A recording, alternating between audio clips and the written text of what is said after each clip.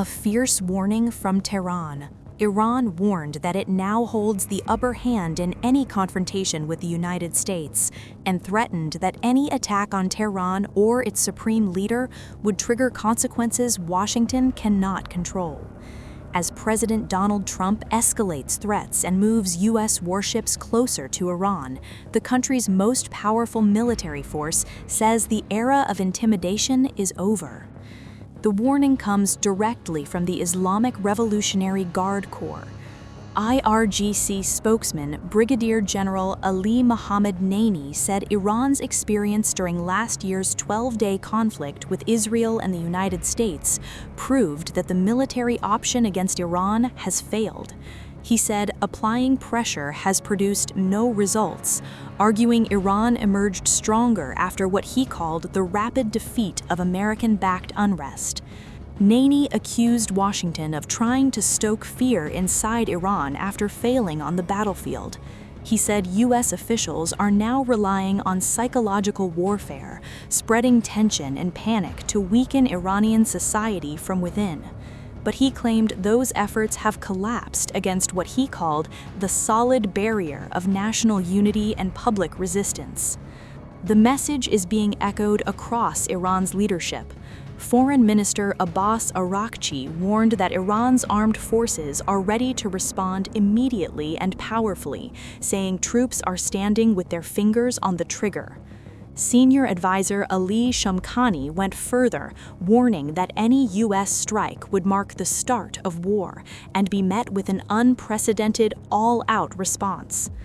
The warnings come just hours after President Trump urged Iran to negotiate a nuclear deal, while threatening devastating consequences if it does not. In a post on Truth Social, Trump said the next attack will be far worse, warning time is running out and confirming a U.S. armada is heading toward Iran. The message: negotiate now or face escalation. Behind the scenes, Reuters reports Trump is weighing targeted strikes on Iranian security forces and leadership, aimed at inspiring protests and possibly regime change.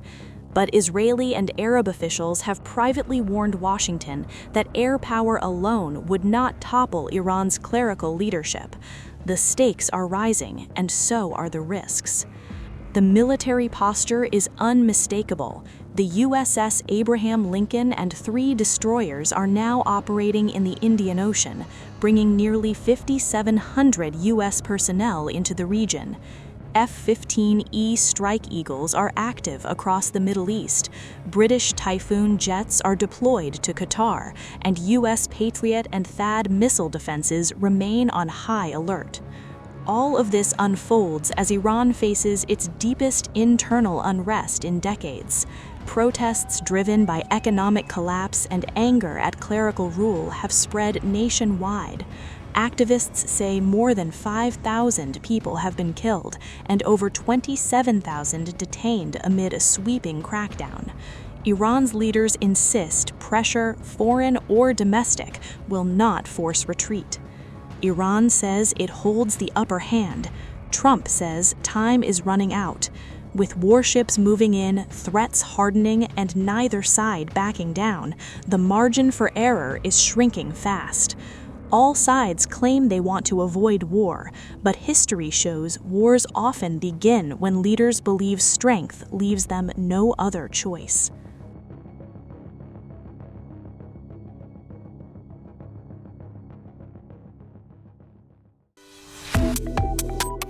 Subscribe to One India and never miss an update. Download the One India app now.